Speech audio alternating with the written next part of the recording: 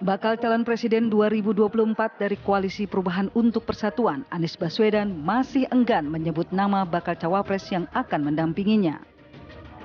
Anies selalu menjawab ia akan mengumumkan bakal calon pendampingnya di Pilpres 2024 pada waktu yang tepat. Meski demikian, bursa cawapres untuk Anies bak mulai memperlihatkan titik terang.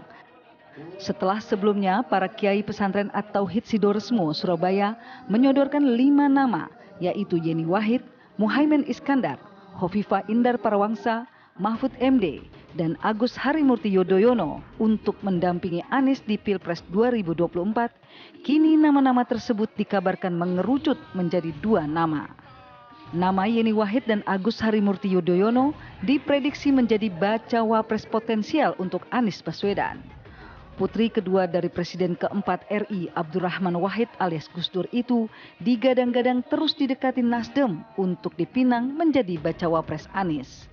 Sementara Ketua Umum Partai Demokrat AHY juga dikabarkan mulai mendapat restu dari PKS dan Nasdem untuk mendampingi Anies Baswedan. Lantas kepada siapakah bacawa pres untuk Anies berlabuh?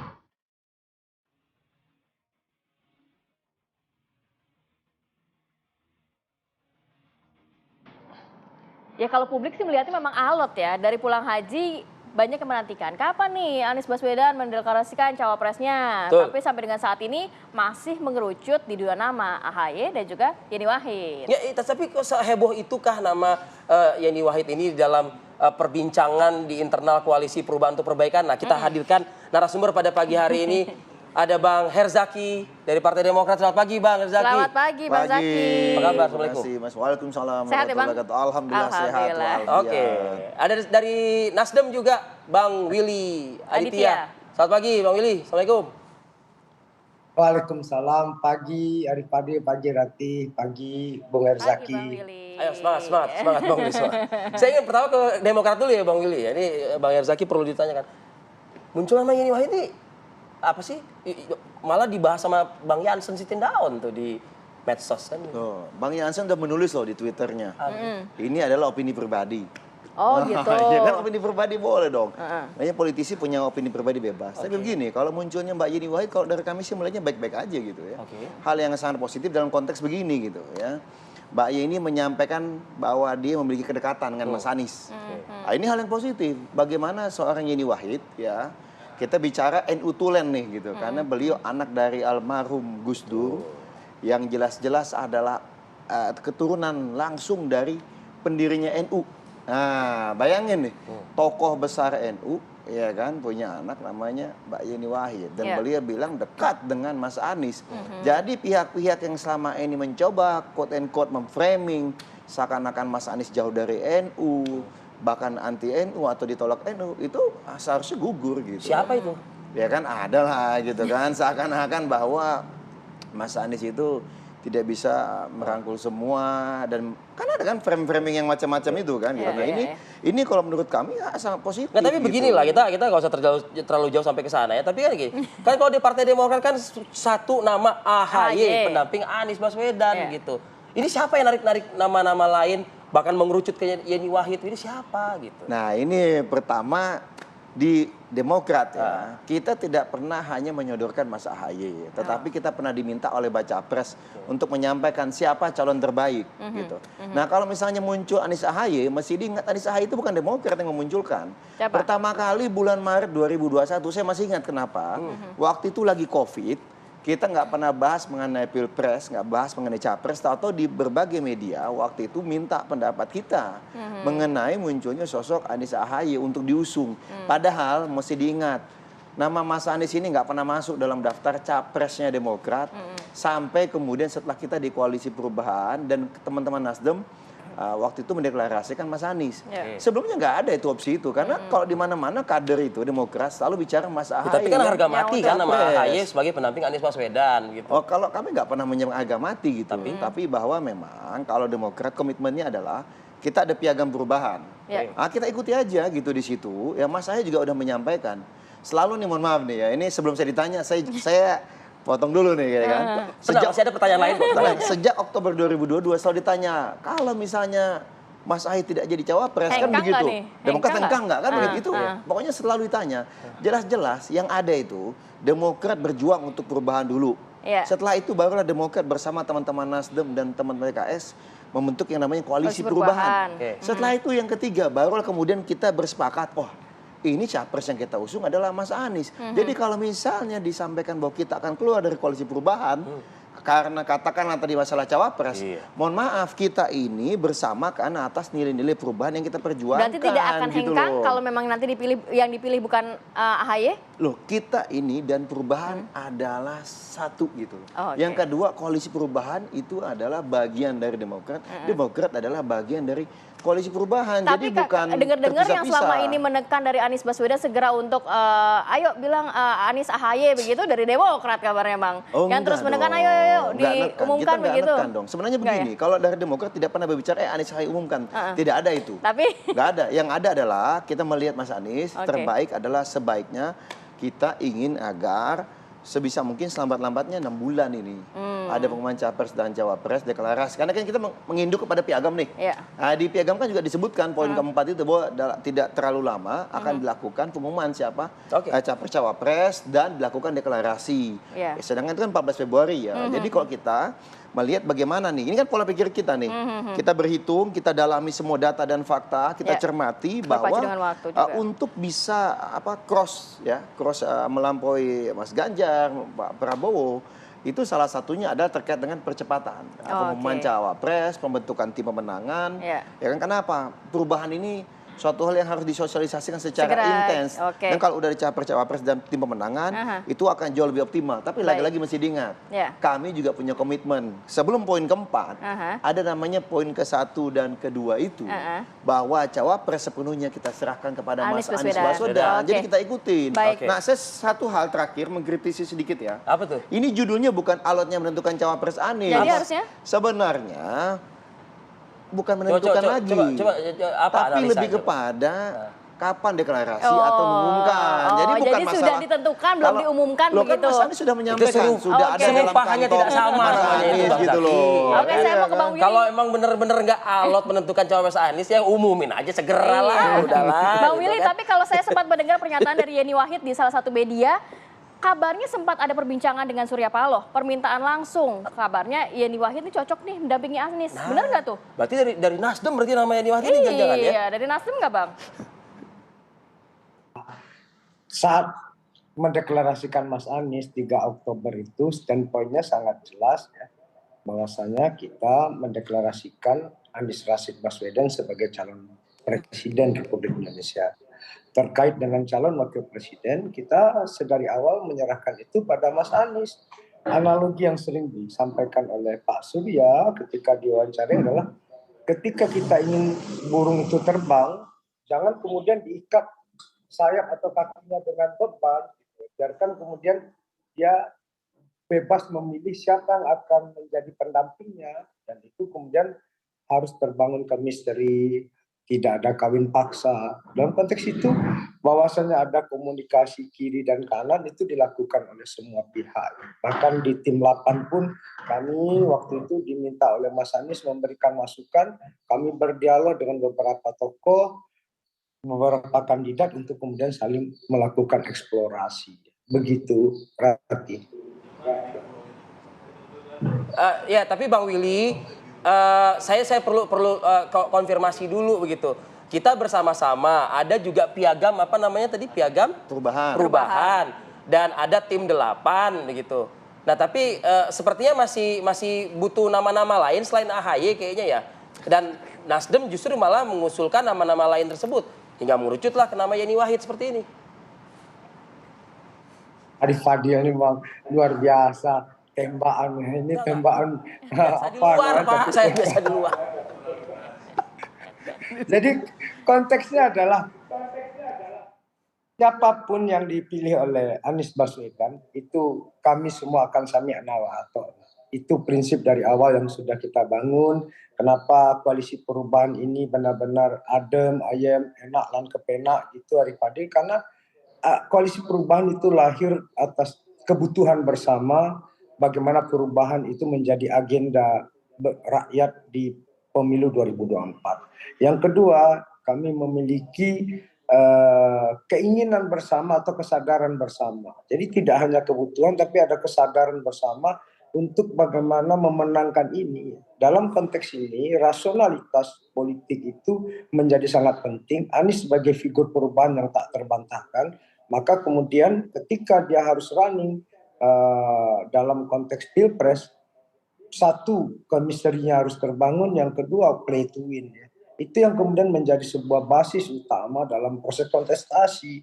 Nah, itu yang terus-menerus kami matangkan. Jadi bahwasanya ada input, ada segala macam, itu suatu hal yang wajar. Itu membuktikan bahwasanya Anies lah yang paling layak menjadi presiden di 2024. Maka kemudian banyak yang datang ya. Sebelum Mbak Yeni kan juga ada Bu Susi, gitu, ada Prof Mahfud, gitu, banyak sekali yang kemudian ingin mendampingi Mas Anies ya. Jadi konteks ini tentu kita harus apresiasi bagaimana keinginan banyak dari tokoh-tokoh masyarakat ini. Kalau itu capresnya, cawapresnya 3, kita pasang 3-3 Arif Fadil. Nggak hanya 1 kita pasang itu.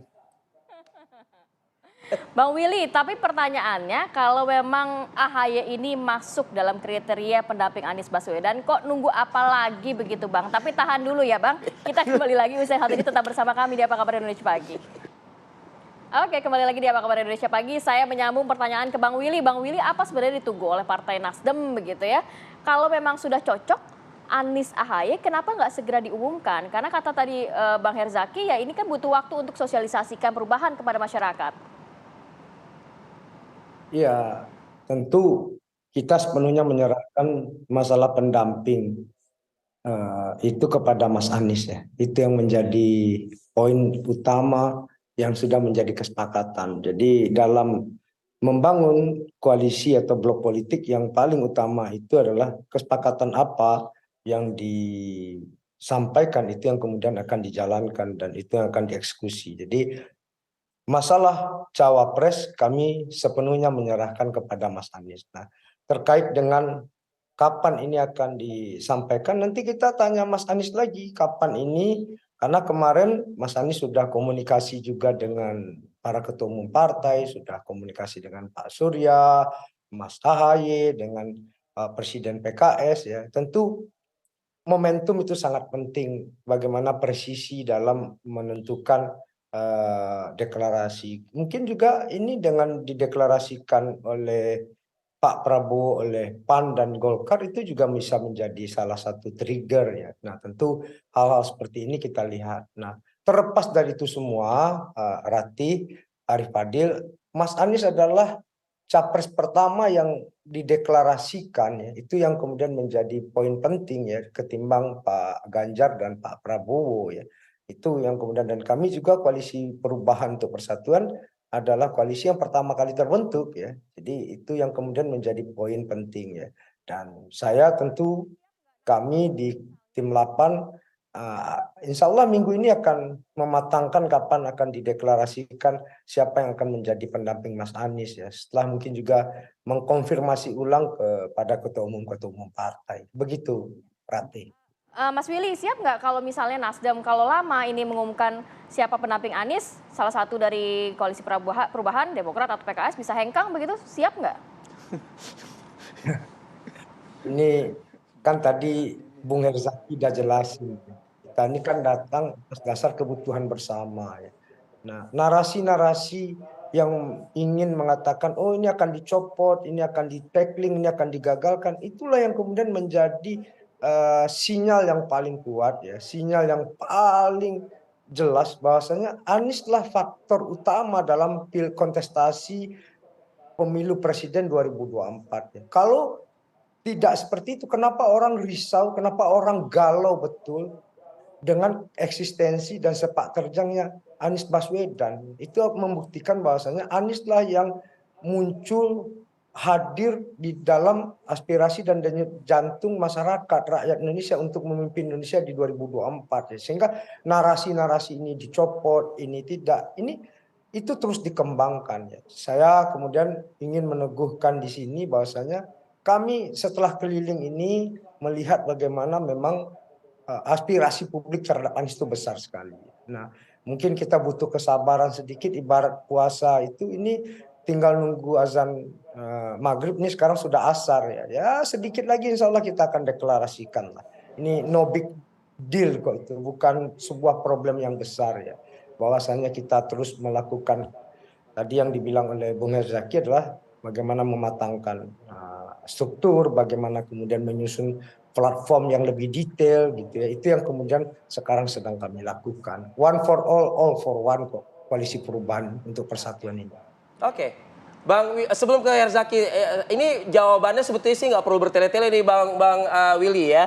Saya membacakan satu artikel berita nih. Presiden Partai Keadilan Sejahtera atau PKS Ahmad Saiku memberi sinyal menyetujui Ketua Umum Partai Demokrat Agus Harimurti Yudhoyono atau AHY menjadi bakal calon wakil presiden atau bacawa pres Anies Baswedan.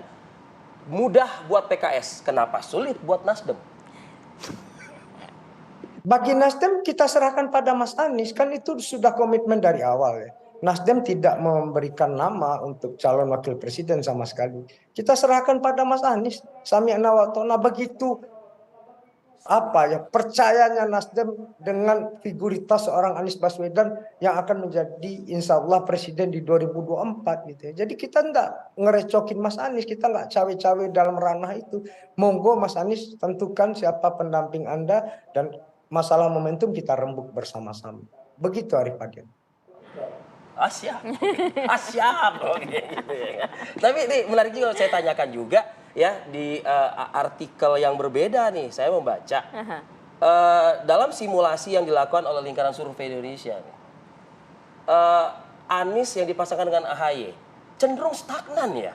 Berbeda dengan misalnya Prabowo Gibran, Prabowo Erick Thohir, Ganjar Sandi. Nah itu cenderung stagnan. Mungkin karena ini juga teman-teman di Partai Koalisi Perubahan mempertanyakan juga, kalau AHY kok stagnan terus ya, kita cari calon-calon yang lain. Tanggapan Anda seperti apa?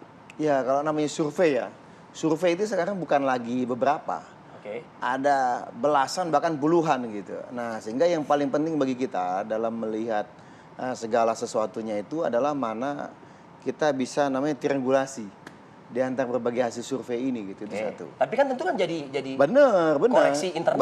Benar. Nah pertanyaan kami justru kalau misalnya satu survei itu menyatakan bahwa Anies AHY stuck gitu ya, tapi justru di survei-survei yang lain justru menyatakan yang terbaiknya ya Anies AHY gitu. Lebih dinamis itu? Nah, lebih banyak lagi survei-survei. Tapi tetap di peringkat ketiga ataukah mungkin menyodok kedua dan mungkin saja ke satu? Nah gitu. itulah makanya kalau kita bicara mengenai survei ya kan tadi. Ada yang bilang kita nomor 3, ada yang bilang Anies AHY nomor 1, ada yang bilang nomor 2.